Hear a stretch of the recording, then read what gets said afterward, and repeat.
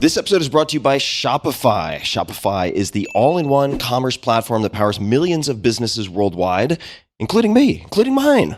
What business, you might ask? Well, one way I've scratched my own itch is by creating Cock Punch Coffee. It's a long story. All proceeds on my end go to my foundation, Saise Foundation, to fund research for mental health, etc. Anyway, Cock Punch Coffee, it's delicious. The first coffee I've ever produced myself. I drink it every morning. Check it out. We use Shopify for the online storefront, and my team raves about how simple and easy it is to use. It has everything we need and nothing we don't. Whether you're a garage entrepreneur or getting ready for your IPO, Shopify is the only tool you need to start, run, and grow your business without the struggle. Shopify puts you in control of every sales channel. Doesn't matter if you're selling satin sheets from Shopify's in-person POS system or offering organic olive oil on Shopify's all-in-one e-commerce platform. However you interact with your customers, you're covered. And once you've reached your audience, Shopify has the internet's best converting checkout to help you turn browsers into buyers. Shopify powers 10% of all e-commerce in the United States. And Shopify is truly a global force as the e-commerce solution behind Allbirds, Rothy's, Brooklinen, and millions of other entrepreneurs of every size across more than 170 countries. Plus, Shopify's award-winning help is there to support your success every step of the way if you have questions. This is Possibility powered by Shopify. So check it out. Sign up for a $1 per month trial period at Shopify. That's Shopify. Shopify.com/Tim. Go to Shopify.com/Tim to take your business to the next level today. One more time, all lowercase, Shopify.com/Tim. This episode is brought to you by AG1, the daily foundational nutritional supplement that supports whole body health. I view AG1 as comprehensive nutritional insurance, and that is nothing new. I actually recommended AG1 in my 2010 bestseller more than a decade ago, The 4-Hour Body, and I did not get paid to do so. I simply loved the product and felt like it was the ultimate nutritionally dense supplement that you could use conveniently while on the run, which is, for me, a lot of the time. I have been using it a very, very long time indeed. And I do get asked a lot what I would take if I could only take one supplement. And the true answer is invariably AG1. It simply covers a ton of bases. I usually drink it in the mornings and frequently take their travel packs with me on the road. So what is AG1? What is this stuff? AG1 is a science-driven formulation of vitamins, probiotics, and whole food sourced nutrients. In a single scoop, AG1 gives you support for the brain, gut, and immune system. Since 2010, they have improved the formula 52 times in pursuit of making the best foundational nutrition supplement possible using rigorous standards and high-quality ingredients. How many ingredients? 75. And you would be hard-pressed to find a more nutrient-dense formula on the market. It has a multivitamin, multi-mineral superfood complex, probiotics and prebiotics for gut health, an antioxidant immune support formula, digestive enzymes, and adaptogens to help manage stress. Now, I do my best always to eat nutrient-dense meals. That is the basic requirement, right? That is why things are called supplements. Of course, that's what I focus on, but it is not always possible. It is not always easy. So part of my routine is using AG1 daily. If I'm on the road, on the run, it just makes it easy to get a lot of nutrients at once and to sleep easy knowing that I am checking a lot of important boxes. So each morning, AG1.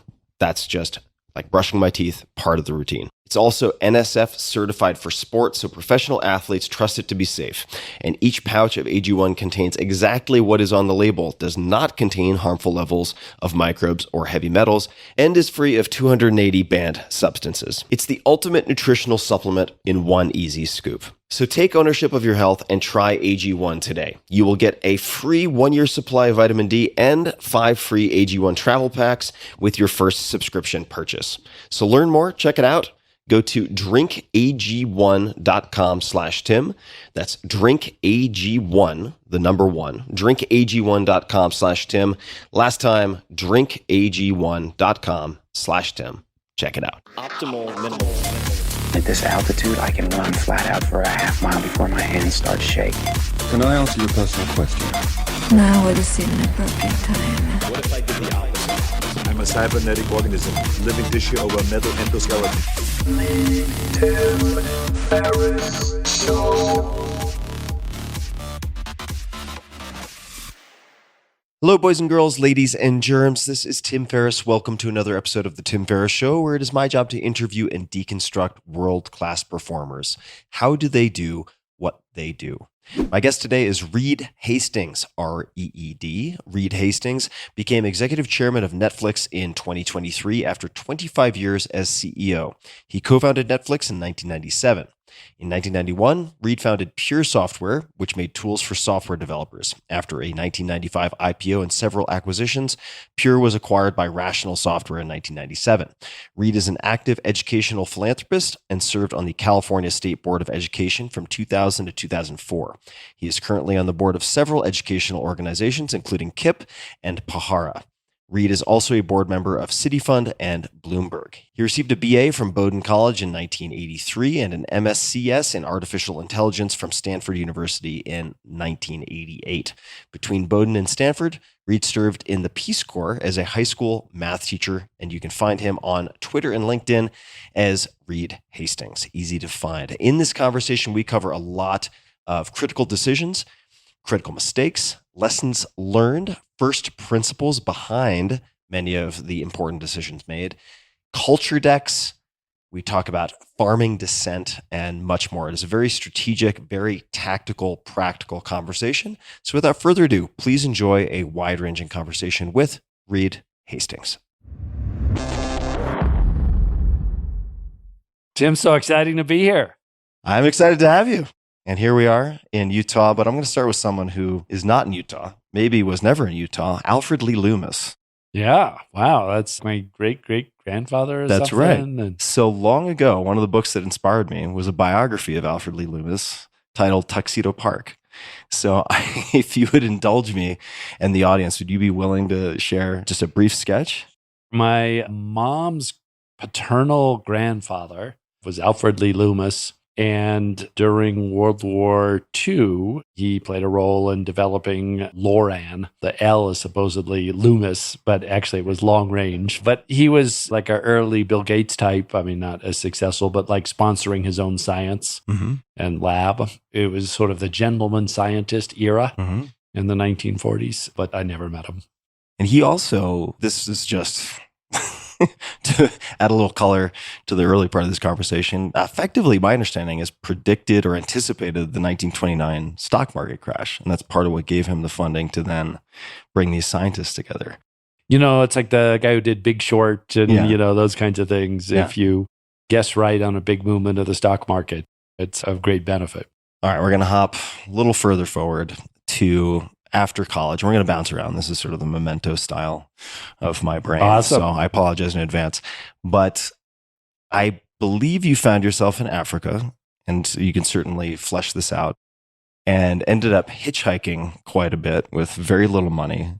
And the meta question is, I'd love for you to say just a bit about that experience and how you ended up there. But I'm wondering how you have thought about risk, just evaluating risk. That word gets thrown around a lot. People sometimes don't define it very well for themselves, but you seem to perhaps frame it differently than some folks. I'd just be curious how you would speak to that. I think I've always been pretty risk tolerant, spent a bunch of college hopping freight trains and traveling around. I spent a couple of years as a math teacher in Africa and then hitchhiking around on every vacation. So that's always been very comfortable for me. And I've been lucky that nothing bad has happened. So my stays in jail have been short. And I think all of that very much contributed to my entrepreneurial success once getting into business and tech, because I wasn't afraid to fail.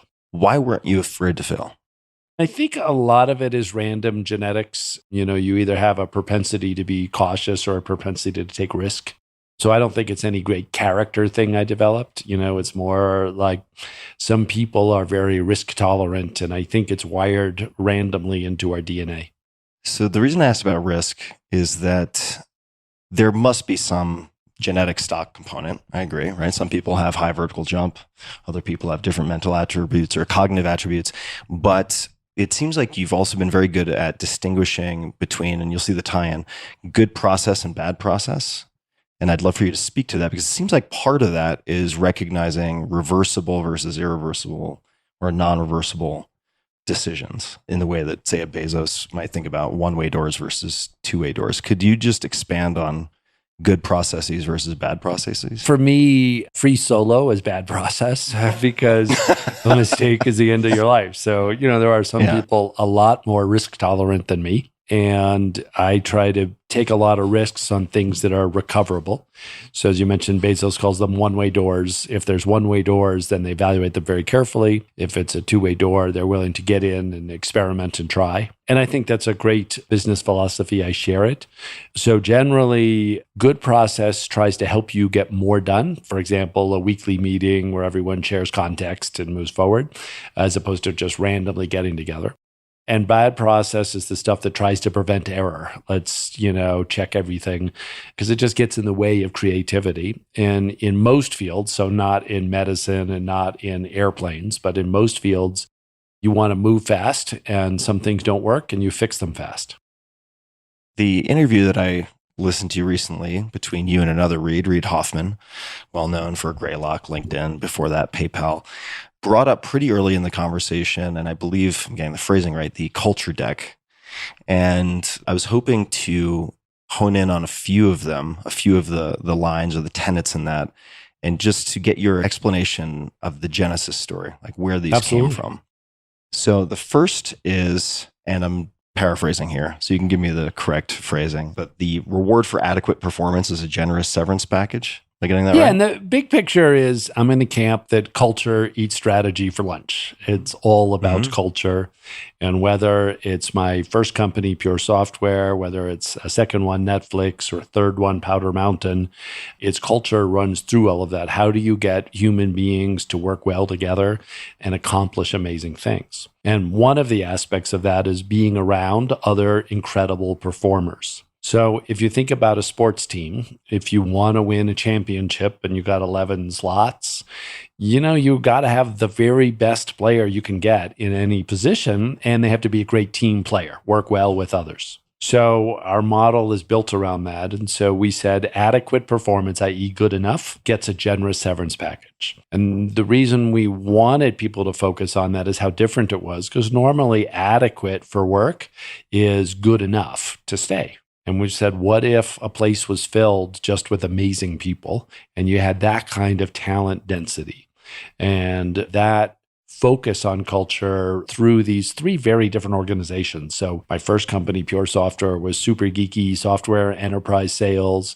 Second one was film and television streaming around the world. And third is Powder Mountain. Very different. But what unifies them is this specialist approach, roughly speaking, team, not family, around culture and how effective that can be in very different areas. So I believe something like 2 out of 3 prospects in the hiring process would get really excited after reading this document or being exposed to this document, but 1 out of 3 would balk. I'm wondering when you introduced, or when this was in the early days, let's just say sub 100 employees at Netflix, when did you expose people to the culture deck? We always had 50, 100-page slides of what our culture was, and it was used for employees. And new employees would get exposed at it at the new employee meeting. And most of the time, their managers had told them all about it in the hiring process, but occasionally they didn't. And the new employee would be shocked, oh my God. And so we realized we should really give it to all candidates. But if you do that, it's pretty much public. And of course, it quickly became public. And at first, we were like, but then it was great because it was out in the open, and those who loved it, who wanted a high-performance team, were very into us. And those who wanted job security as their main focus were not into us. So it really helped people self-select in a positive way. What were some of the line items that quickly helped people to select out? Or put a different way, like what were some of the principles that caused the strongest reaction in folks? Well, I think you hit one, good performance. The other is probably team, not family. And so, family has been the primary organizational unit for 10,000, 100,000 years. All countries were organized around families, kingdoms. It's only recently that we had, democracies. And certainly most companies have always been family-based companies. So family units are how we think. And in a family, what we admire is incredible loyalty. Your brother goes to jail and you stick by them, right? Parents do anything, and you maintain that love and lack of judgment. However, in a company, a family can be kind of dysfunctional. Think of, the Ozark. That's one crazy family. I would say we were one of the early ones to just point this out and confront it directly by saying team, not family, and impeaching family, and saying that loyalty is good as a bridge, like over temporary either company performance or individual performance. But ultimately, we were about performance, just like a championship or wanting to be championship sports team. So this is going to seem like very tactical question, but the generous severance that we just talked about a second ago, my understanding is that's 4-month minimum, and that you did that at Netflix from the very early days. Could you explain why that makes sense? Well, the people who were on our team were trying really hard, and they may not make it, but they'd done nothing wrong. So we wanted to make sure that they could land on their feet and have a generous severance package. And of course, that's US standards there. So they're higher in Europe, because to be generous in Europe is higher than in the US. But think of it as, we want people to feel like I'm trying really hard and I'm going to give my all. And if it doesn't work out, I've got a parachute. Now, does it also sort of not absolve, but minimize the guilt that managers feel, so you get a more accurate read, rather than, say, putting employees on a performance plan or something like that, and then that takes 4 to 6 months or however long anyway? Yeah, it's a great insight. I mean, managers generally are people. They like people, and it's hard for them to hurt people, and it does hurt to let someone go. So the fact that there's a big severance package makes it easier for the manager to cut that person and try to find someone else who will be a rock star in that role. So I'd love for you to say a little bit about Pure Software and some of the lessons learned. It seems like one of the lessons learned, and I'd love for you to expand on this, was that too much process can paralyze on some level, cause all sorts of issues. And that harkens back to what we were discussing earlier about the good process versus bad process. And you've spoken about and written about managing on the edge of chaos. And so I suppose I'm wondering how you find the sweet spot between those two. Because I would imagine also at Netflix, there are certain processes in place as a company scales. But could you start with Pure Software? In Pure, I imagined it as a big semiconductor plant where you're doing process innovation and yield management. And every time we did something wrong, we put a process in place so that that error wouldn't happen again. And we did execute very well in one narrow market, but we lost the sort of creative inspiration. And so when Java came along, then the company was much weaker and we weren't the leader in that. And I realized, we were micro efficient, at the current business, but the real risks to most business is the market shifting. And so we should optimize. If we wanted to optimize for the market shifting, we had to manage on the edge of chaos, to be super creative without tipping into chaos. Okay. The chaos really doesn't feel good, where, the products don't work, the customers aren't billed. All kinds of bad things there. And so if you're going to run loose, but not be chaotic, then you have to have really high performance people. That's why that becomes the key part. People who get the overall context of what's going on and don't need a lot of rigidity to get good results. Okay, so you mentioned a word that I'm going to hit on in 2 questions, which is context. So we'll come back to that. But I wanted to ask you about sourcing high performers, because I have heard you say that you can effectively kick the tires and view, say, hiring as a reversible decision, right? You can do that. But ideally, you would also be increasing the likelihood of somebody sticking as a high performer within your culture. And I've heard you speak about doing references well, which means, number one, you're sort of cold sourcing those references. Could you speak to that, and also how you do reference checks? Because it seems like, at least when I've done very little hiring compared to you, but people are very afraid in a litigious society of getting themselves into trouble. So how do you navigate doing a reference call, and how do you navigate that? I'll generally start on LinkedIn and look for mutual connections. And the key is that the reference has to be closer to me or someone I know than to the subject.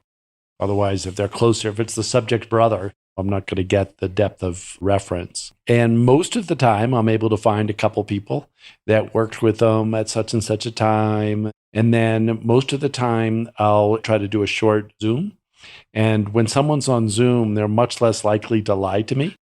And I can ask a couple questions and they don't feel like it's being recorded. And so it has creates an appropriate intimacy, but also a sort of semi-anonymity. So that's one aspect, but it's just really important and hard. And then we'll, again, use lots of different ways to try to find people that worked with the person before and get to them directly. Context. So context versus control, let's just say. And maybe you could certainly use Netflix, but you could also use Powder Mountain. How do you set the context? What does that mean for someone who's heard the word? Obviously, they know what that means. Sure.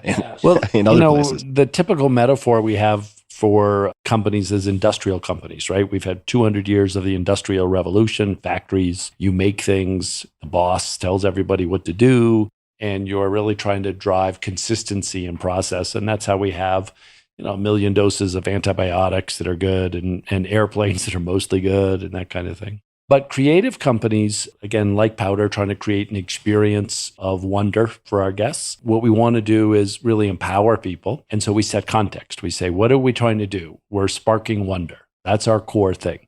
How are we going to do that? Create this unique place with mountain recreation and art and beauty. So, we're setting context in that way, as opposed to telling employees, when you see a guest smile like this and say these words, I don't know, something very reductionist in that way. We try to motivate and educate our employees that it's all about that joyous feeling of wonder and how do we spark it. And so, again, that's an example of setting context versus control. And letting them make the sort of day-to-day, week-to-week decisions about how they then they're both empowered that. And they use great judgment, about things because they understand how we're trying to change the guest experience, right? Skiing has gotten so crowded over the last 20 years. It's less joyous. And we are the distinctly uncrowded mountain. That's our counter positioning. And that's why that context is important. I can second that, having just come off of President's Day weekend. Yeah, it's been and at Powder it was wide open, and exactly. It's really just that we don't take the big passes, the epic icon passes, and that's what keeps it uncrowded. That is a huge advantage.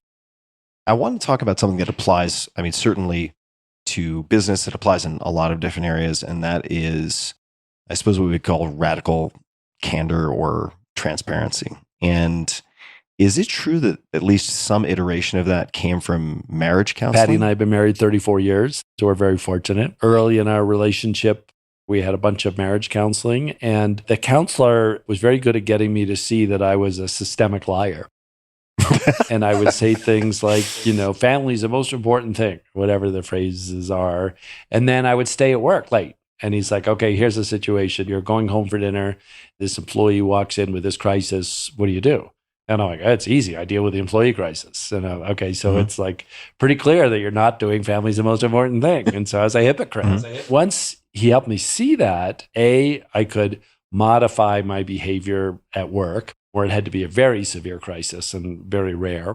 And I was less of a hypocrite for Patty and a little more easy to tolerate because I wasn't saying things like family's the most important and then I'm not showing up.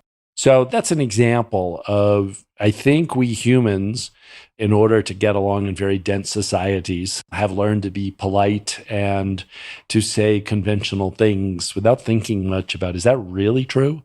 And that misalignment with how we act and what we say can be very hurtful. And so since then, I've been really committed to trying to reflect and say the honest thing. And then, for example, the team, not family, or adequate performance as an example. A few follow-up questions. So with, let's just say, on the personal side, the work crisis versus family time. A lot of people listening certainly will have experience with some degree of tension between work and personal life. What type of guardrails did you set up or conditions so that you wouldn't continue to make that mistake? One of the best things I learned from John Doerr was setting a budget. So many nights a week, I would have dinners So it varied at different phases. But let's say in one phase, it was 11 nights. So I had an 11-night budget. And then if Tim Ferriss calls, I might say, okay, I'm going to use one of my 11 slots or not. But I would really stick to the 11 slots. And by having a strict budget that you stuck with, it was easier for the spouse because it wasn't an unlimited thing. And it was easier for me because then, I pick and choose and not say yes to a bunch of other things, which might have been nice, but weren't essential. And again, different people's budget will be different amounts, but by having that explicit agreement, I think it's pretty helpful. You don't strike me as someone who has trouble saying no. Maybe you are, but would you then, let's just say number 12 comes in, invite number 12, and you say no. Would you state your policy in the sense that I have a budget for 11 and sorry, I'm out of slots and that's that? Or would you just say no, can't make it, sorry? Not generally, I would, yes. Good luck. I would say I just can't make it, as if I had a big conflict with some other meeting. The reason I'm asking about this is it does seem like focus is a strength of yours, and you've been able to institutionalize that in a number of different settings. For instance, to give credit where credit is due with Reid Hoffman and his class related to blitzscaling, and when you had that conversation, and he said, yeah, I reached out to Reid, this Reid sitting in front of me, and I think he asked you to be on a board or something, and you're like, sorry, I'm focused on education. How do you phrase those declines? Not to get too much in the weeds, but I am curious because this is something people struggle with. Yeah, I mean, I've always thought the people who really focus on a few things will get the most done. The problems of society are ones that our parents and grandparents couldn't fix. So they're like all very hard. And if you make, some material contribution in one or two areas, that's remarkable. And I think what can happen is people get drawn into 20 different things and they don't make much of an impact in any of them. And, once in a while you get an Elon Musk who can do magically a wide number of things, but that's very rare and it's not me. And so to answer your question of how do you say no, I say I'm just honest about it. I really can't do that because I want to focus, let's say, on education or Powder Mountain or whatever the thing is. Coming back to the radical candor or the transparency, there are very few people, I imagine, in the interview process who are going to say, I actually prefer to be quietly deceptive in a harmless way. Like on paper, they'll agree. And my question is, how do you, I think this is a term you've used, farm for dissent? Like, how do you actually help encourage that transparency? During the hiring process, I think we try to just listen and be intuitive and trying to figure out which people to give a shot at. Then when you're in a company, and especially if you're a leader, it's important to farm for dissent because it's not normal to disagree with your boss, right? Normal, we learn deference. My job is to please my boss, as opposed to we want people to feel my job is to help Powder or Netflix or Pure Software grow. Sometimes if to help them grow, I've got to be willing to argue with my manager, and that's okay. And so because it's difficult emotionally in most companies to disagree with your manager, we call it farming for dissent. And we have managers do things like, what are 3 things you would do differently if you were in my job? I would regularly, every 18 months or so do that with, 50 top executives and have them write down what would be different. We would be in games, out of games. We would be in porn, out of porn. We'd be in sports, out of sports. 100 different business decisions, what would they do different? And that was an example of farming for dissent. When you were going head to head with Blockbuster back in the day. Shipping, mailing DVDs. That's right. So they come out, they decide to launch their attack. And then my understanding is, and I've read and listened to different versions of this, but there were a number of things launched in sort of counterattack that ranged from banner ads or advertising to selling used DVDs.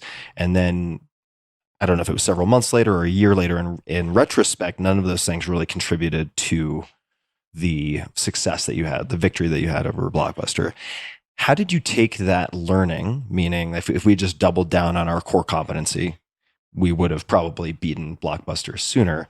How do you, this is not quite the right word, but institutionalize it, put it into the organizational memory so that you don't make the same mistake again, or you lessen the likelihood? When I was a kid, there was a dishwashing soap, Crystal maybe, and supposedly a clean better because it had green crystals in it. And It's an example in human behavior of assigning meaning or causality to something. It wasn't very effective just say we're a great soap.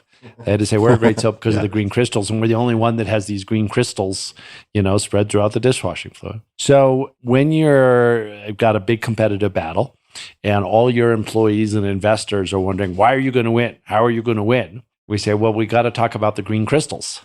And we didn't understand it at first, but we would do various things that were kind of irrelevant, like selling used DVDs. And in hindsight, it's because we ourselves needed to believe in the green crystals.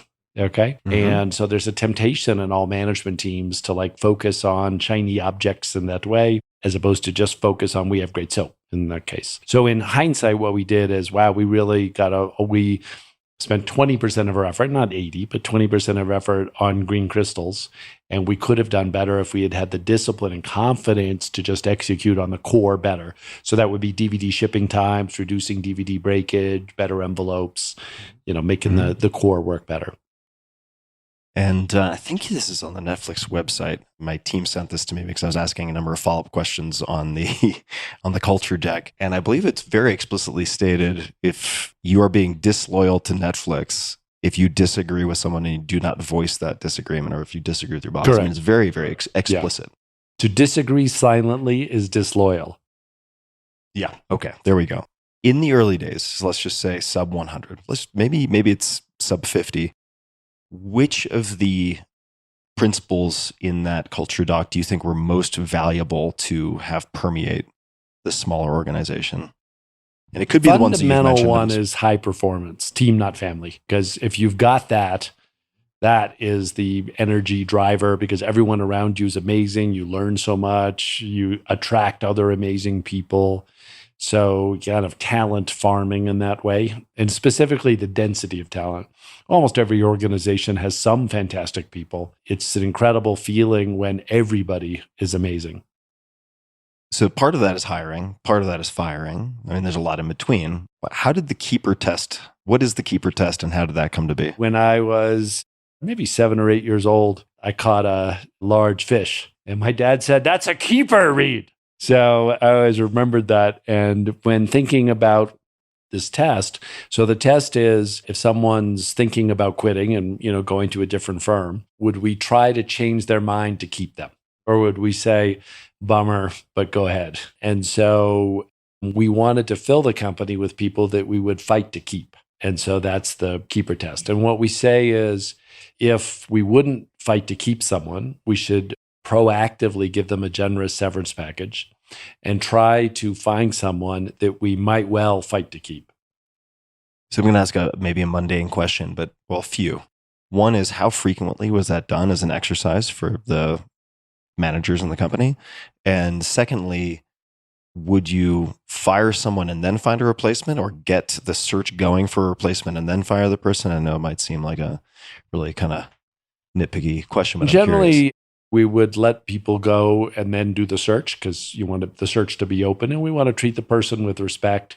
They're trying hard, and think of it as, we wanted to let people go in the way that we would want to be let go if we're on the other side. Okay. Which is, it's difficult, but let's be direct and thoughtful and supportive on it. And then, it's up to managers how often they might think about it once a quarter. Would I really fight to keep that person? And then it's a degrees, right? Of, oh my God, I'd pull out all the stops, I'd be like, that person's the most incredible of two, I think I'd fight to keep them some, and that's fine. Versus the big one it uncovers is, no, if the person left, I'd be fine. And that we want to make sure that manager gives that person a severance package. I've read, at least in 2 places, maybe 3, about your fondness for Beyond Entrepreneurship, Jim Collins, but specifically the first 80 pages, I think, and the ability to go back every year and reread these 80 pages. So I've had Jim on the show twice, I think, and he's amazing. And I've read quite a bit of his work. I've never read that one. What are some of the things that really stick out to you in those first 80 pages? And that's where he really does the role of self-discipline, sort of rinsing the cottage cheese for an athlete, and the importance. Wait, what does that mean? Yeah, it's someone who's so manic about their diet that they rinse the cottage cheese of something, the Milky Way, I don't know. So for me, this was When I was 32, it came out. And it was the first management book that made me feel like I could succeed because it wasn't, like Larry Ellison or these huge personalities. He pointed out of how many people had great success of sort of quiet determination and discipline, and how much caring about the organization first over yourself made a difference. So a lot of fundamental precepts, which gave me permission to be myself and not try to be Mr. Charisma, flamboyant, which is kind of the CEOs that you read about. So I think that's why it was so impactful. What are, I'm sure there are, the other handful of books that you have recommended the most or gifted the most to people who are would-be entrepreneurs or entrepreneurs/founders? Probably the Jim Collins oriented stuff is good. Patrick Lencioni's, 5 Dysfunctions of a Team, The Advantage, those are excellent. So those are ones. And then, on the more human side, Sapiens, Yuval Harari's book of sort of the meaning of life and understanding the big picture, is extraordinary. Do you read much fiction? I know you read and liked the Overstory, I believe. Yep. But no, I don't read that much. I tend to do fiction on film and series, and then I'll do biography. Although I'll watch, just watched a Helen Reddy biography, I Am Woman. So, I like a lot of nonfiction, both in reading and in film.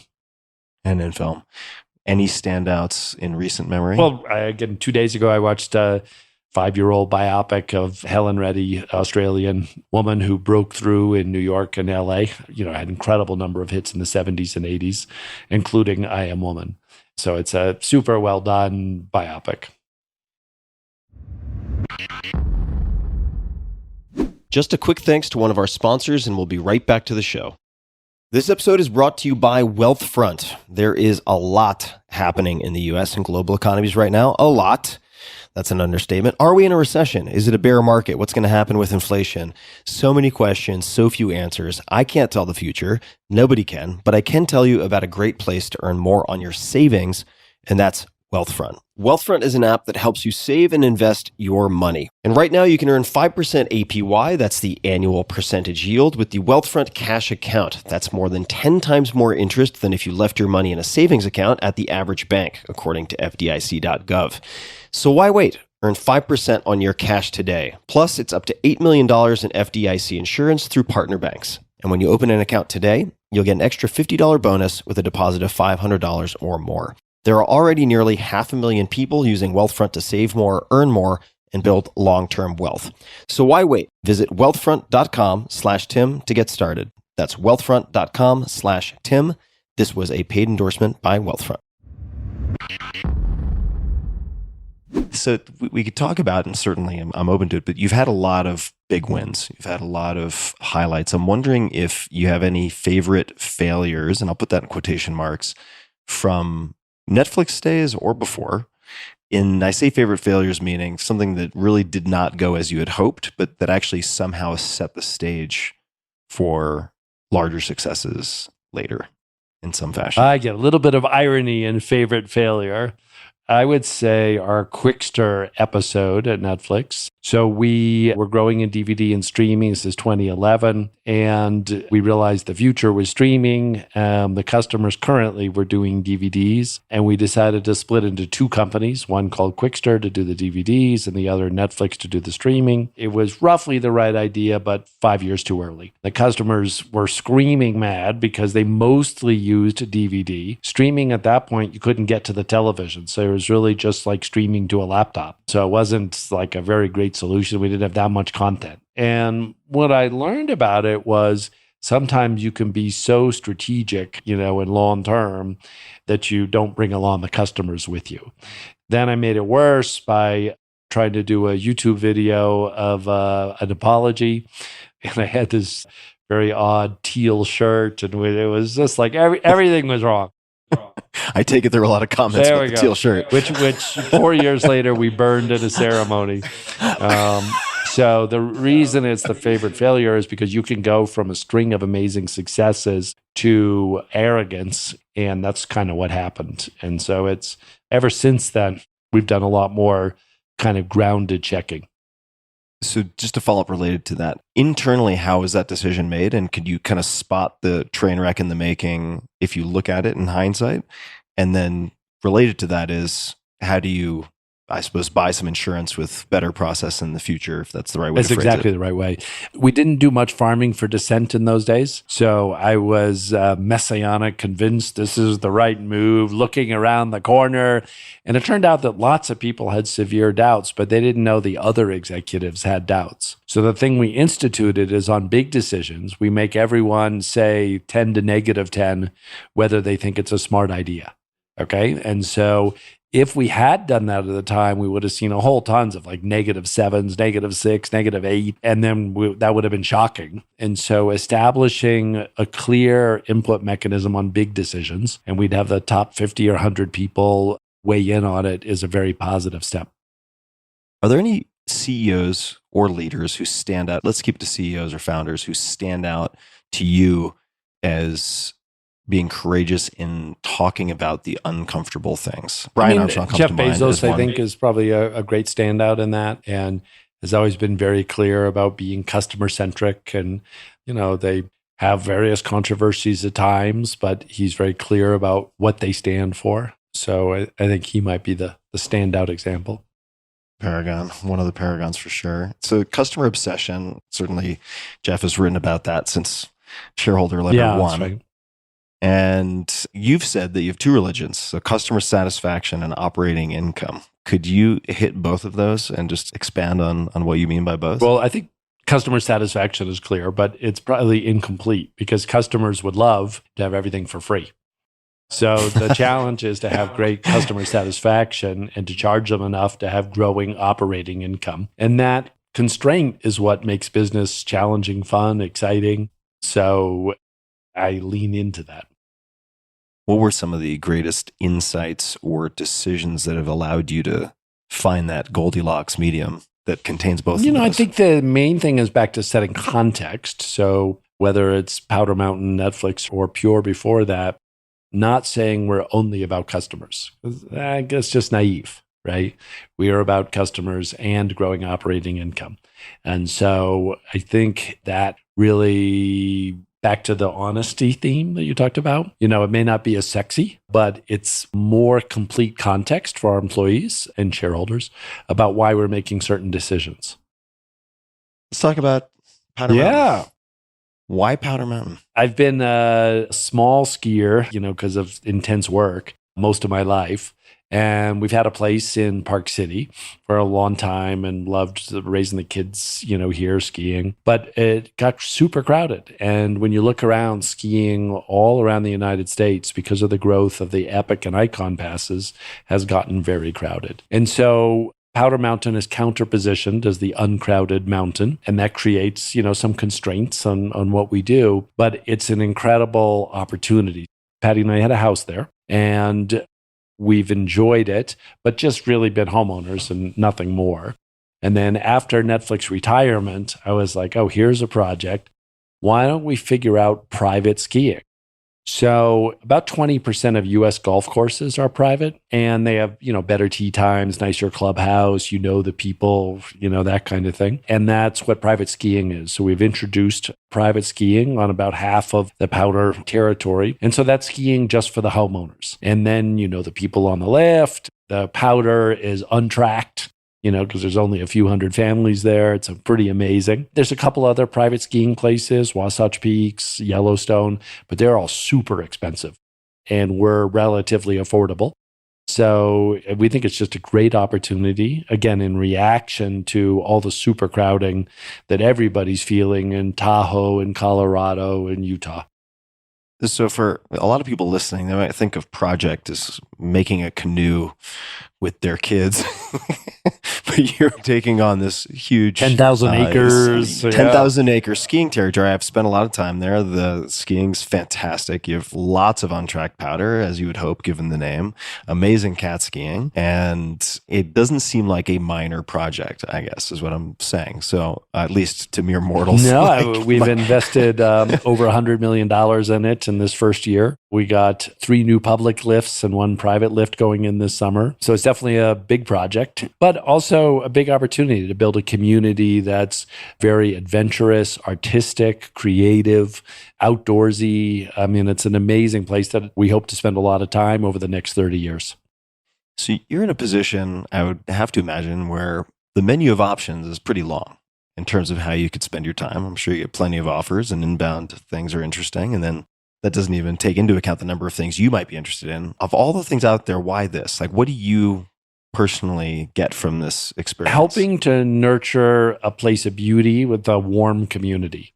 So I've do Netflix, millions of people, but I don't know most of them who are customers. And then I do a lot of philanthropy, and it's education, other things. And again, it affects, hopefully in a positive way, millions of people, but I don't particularly know them. Powder Mountain's very intimate. It's this close little community where everyone has coffee together in the morning. So it's doing Sky Lodge is amazing. It's been upgraded since you were last there. Service is cool. So it's something I can touch and feel. And so I think it resonates in a very deep way because it's personal connection. So Utah's famous for champagne powder, light, fluffy powder. For people who do not have any familiarity with Utah, where is Powder? About an hour from Salt Lake City Airport. What's the name of the closest town? Eden. Yes. There's Eden and Paradise and Liberty, all some great town names. But we're on a mountaintop in Eden, Utah. And it's really an extraordinary ski experience because of being uncrowded. And so the powder lasts for days. Lasts for a really long time. I've been there where it's lasted, a week plus. That's what I want everyone to feel. Like it's even better than you said. What do you think, and I'm sure you have thought about this, like what are the biggest challenges? For powder. It's been poorly managed for a decade. They just didn't have really good people, but didn't have any money. And so then I get to take it over and waltz in and then invest, again, over 100 million so far. And it's relatively easy transformation because people want uncrowded skiing. So it's hitting a market opportunity, in a significant way. And then it's just very joyous because we get to ski in the morning and then do meetings in the afternoon. And so it creates a great team feeling. Do you think you have the hardwiring to ever retire in a capacity without an enormous project? Unlikely. I do like being engaged and making a contribution. So I hope to be able to do that for a long time. What is 1 or 2 of the best investments you've ever made? It doesn't need to be financial. Could be an investment of time. Warren Buffett talks about Dale Carnegie, public speaking courses. I mean, it's a bit of the yaw shucks grandpa thing that he's got going. But do any particular investments of time, energy, money come to mind as real if you inflection mean points for you? financial investments, the few times I've done investing, I've lost my shirt. And I realize I'm just so optimistic. I'm like, anybody seems to have a good idea. I'm like, sure, So I think it's a different DNA than investors have that are differentially good investors. So I'm a pure index fund investor. I'm Netflix plus index fund. So if we broaden the definition of investment to think about time and energy, I put a lot of work into charter schools, and I've done that over the last 25, 30 years, because I see a real opportunity for these nonprofit public schools to create great learning environments and great teaching environments. And so I've been on the board of KIPP Academy, one of them, for 20 years, been on the board of many of the other related charter organizations. And they're somewhat controversial because they're not the same as the district schools, but I think it's a very healthy kind of creative tension. And the cities that have high charters, percentage of charters like Denver and Washington, D.C. and Indianapolis have done much better than other cities. So it really is a positive effect, on kids and on the profession of teaching, where again, you can start your own public school. I'd love to chat some more about this. So starting with my first book, even before that, but 2007, I became involved with DonorsChoose.org, where I was an advisor. And then QuestBridge, which seemed to do a lot of really good work. And at least from my perspective, I was deeply interested in education because I recognize how my trajectory differed from a lot of my friends growing up because of educational opportunities. And it seems like an excellent way to try to maybe level the playing field is too strange a statement. But when you see a movie like Waiting for Superman, I'm not sure if you saw the documentary, but you can leave the theater or after watching this movie feel quite demoralized. Like low performing teachers can't be fired and X, Y, and Z, that there are all these challenges in, say, the US public school system. What are some of the changes that you would like to see that you think can be catalyzed in some meaningful way? The fundamental problem in U.S. public education is our school boards turn over pretty quickly, especially in large urban districts, which makes the superintendents or the CEOs turn over quickly. So the average superintendent tenure in Dallas and Denver and Atlanta and Boston and LA is 3 years. So superintendents come in, they last for a little bit of time, the school board changes, and then the superintendent is changed. And so, why is that? Because the school board members run on change. That's how they got elected. And these are big prizes, running big organizations and big budgets. And then you go on to city council and state representative and all those things. So we've got a system that because the superintendent changes constantly, the organization is kind of chaotic. It's not some well-run nonprofit like the Red Cross or Sutter Health, or it's not certainly a for-profit. But the main issue is that turnover. And so shifting to nonprofits running public education, it would be a big positive from where we are now. And that's what charter schools are. Again, in some cities like Washington, it's about half of the kids go to one of the charter schools, one of the nonprofit schools. In Atlanta, it's about a quarter. Denver, it's about a quarter. Indianapolis, it's about a half. So we're making a lot. In New Orleans, it's 100% of the kids. So for clarity for people listening, because almost everybody will have heard the term charter school, but that means it's not dependent on taxpayer dollars. It's dependent on fundraising, or how does that work? It's just a public school. So it gets full tax dollars, but it's run by a nonprofit instead of the school district, a government entity. So that's the big difference. What are and maybe this isn't the objective, but what are the biggest challenges to scaling charter schools in the United States? Usually it's the political climate. So it's difficult in blue states. The unions generally oppose charter schools because then they would have to organize many different nonprofits as opposed to one big school district. So that's more expensive for them. But in red states, which are relatively low union, charters are growing very quickly because parents want choice. The teachers want a climate that's innovative. And when they work in a nonprofit, it can be very stable and have great leadership for a long time because it's got a stable board of directors. So that's the big difference as a governance. So when you express the frustration that people at Donors Choose or others feel, it's because people have been trying to fix the school districts we have for 100 years, and they've made very little progress because they get a program in and then the superintendent changes and the program goes. So all the work that Annenberg and Gates and others have done, it gets deployed in some school districts for a couple of years and then it gets unwound. Whereas the charter schools are very stable and continue to grow. They're not all perfect, but the parents have an ability to choose, and the kids and the families. And so if it's not a great charter school, you could move to another, but it is free like public schools. If you were to teach a class, it could be a seminar, it could be one day, it could be a semester. Let's just say for the time being that was an obligation. Anywhere from 5th grade up to masters. What age range would you choose, and what would the subject matter of the course be? Because when I was 22, I was teaching high school math. I think I jumped right back in there. It just brings back so many great memories of helping kids solve problems and gain confidence. So I don't know if that's the strategic answer of the highest impact, but in terms of the emotional payoff, it is the highest. God, I had one, this is not to turn this into a personal therapy session, but I was pretty good at math back in the day, and I had a really abusive teacher in 10th grade, and I just got turned off.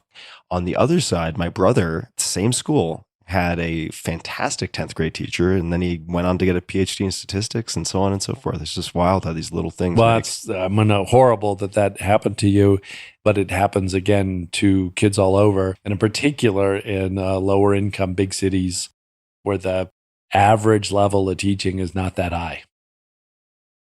So you have all of this involvement in education. It's very deep involvement.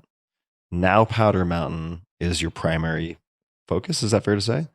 Do you continue to do the education, or do you have a conversation or send out emails to those people to set expectations that now you've shifted focus and therefore there's a firewall? Here's your budget for certain things. How do you make that transition from one focus to So another? for 25 years, I was CEO of Netflix, which consumed a lot of my time, and I did philanthropy a couple days a month.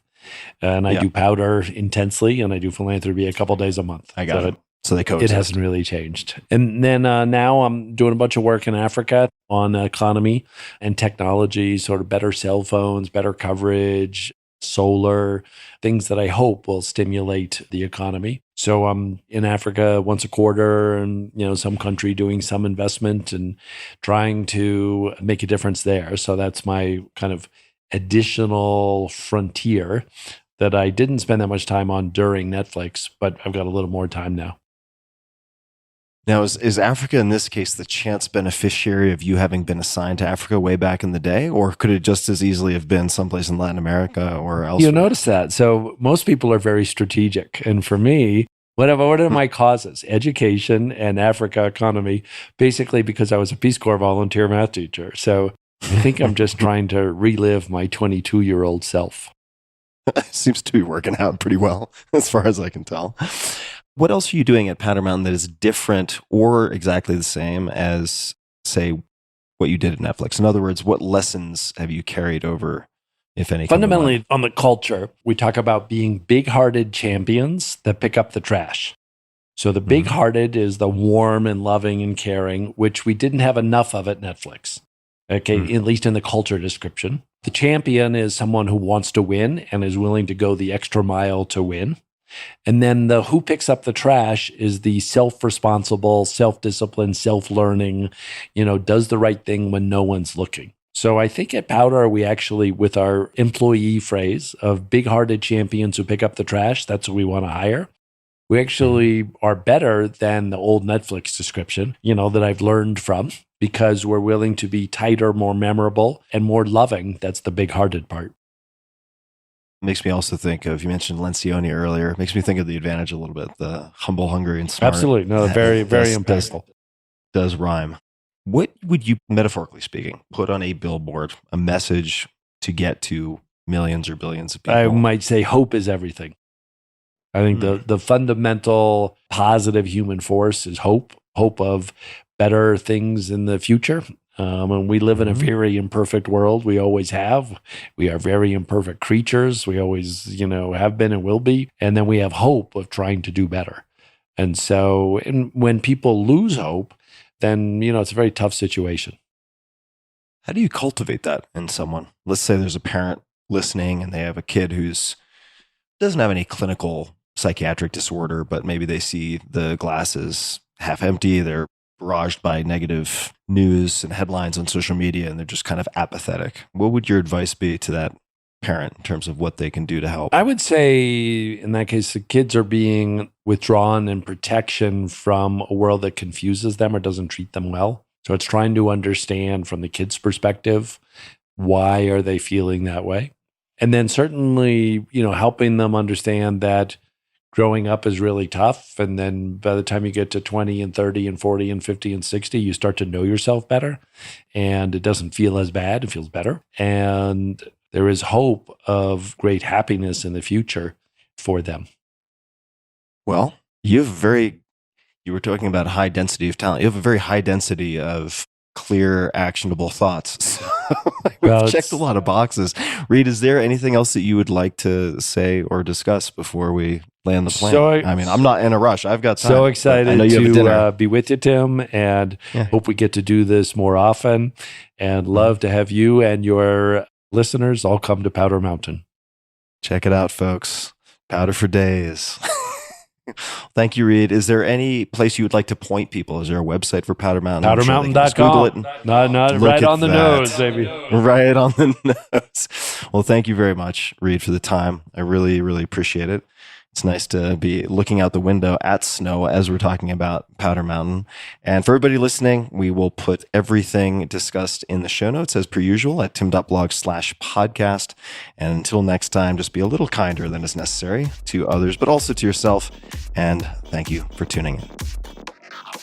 Hey guys, this is Tim again. Just one more thing before you take off, and that is 5 Bullet Friday. Would you enjoy getting a short email from me every Friday that provides a little fun before the weekend?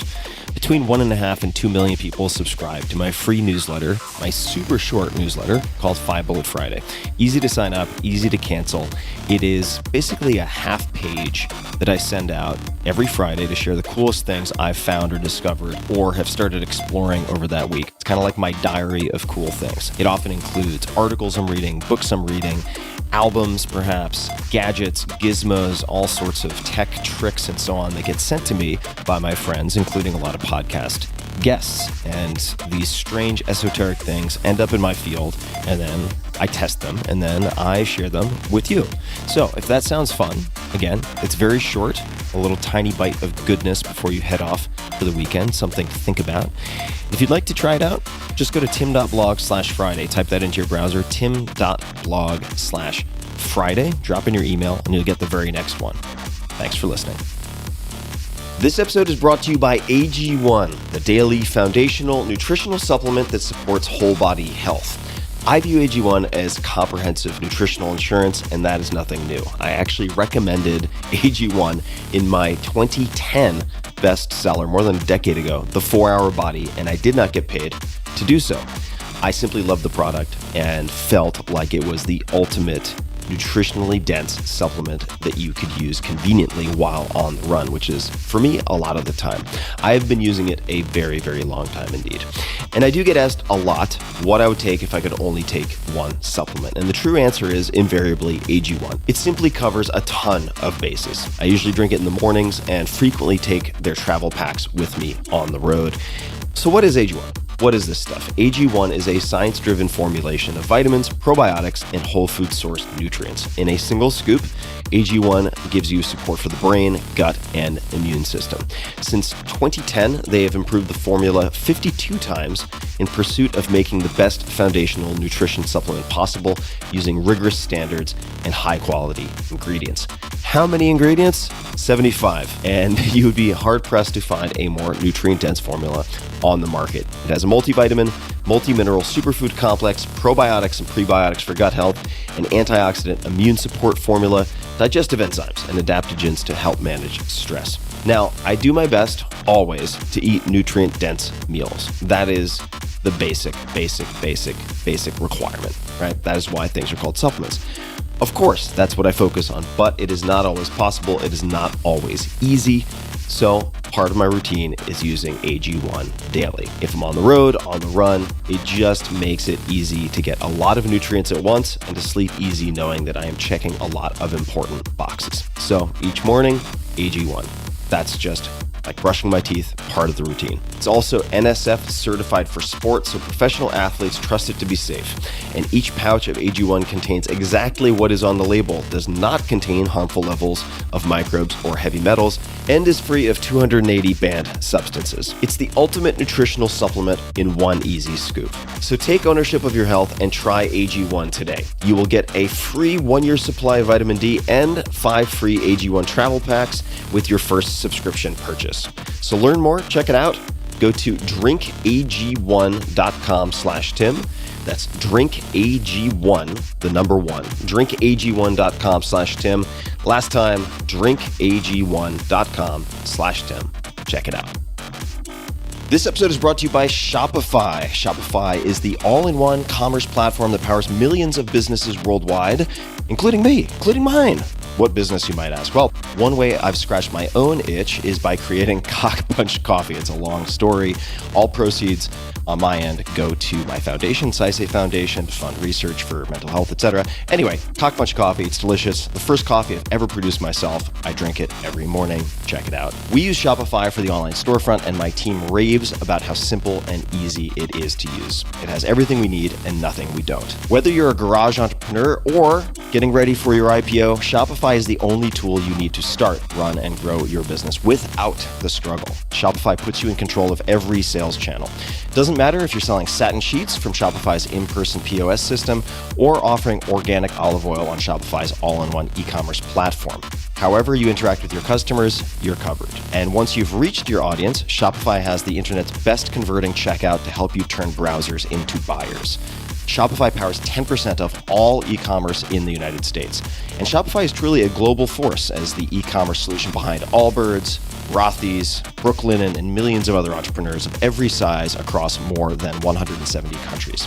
Plus, Shopify's award-winning help is there to support your success every step of the way if you have questions. This is Possibility powered by Shopify. So check it out. Sign up for a $1 per month trial period at Shopify. That's Shopify. Shopify.com/Tim. Go to Shopify.com/Tim to take your business to the next level today. One more time, all lowercase, Shopify.com/Tim.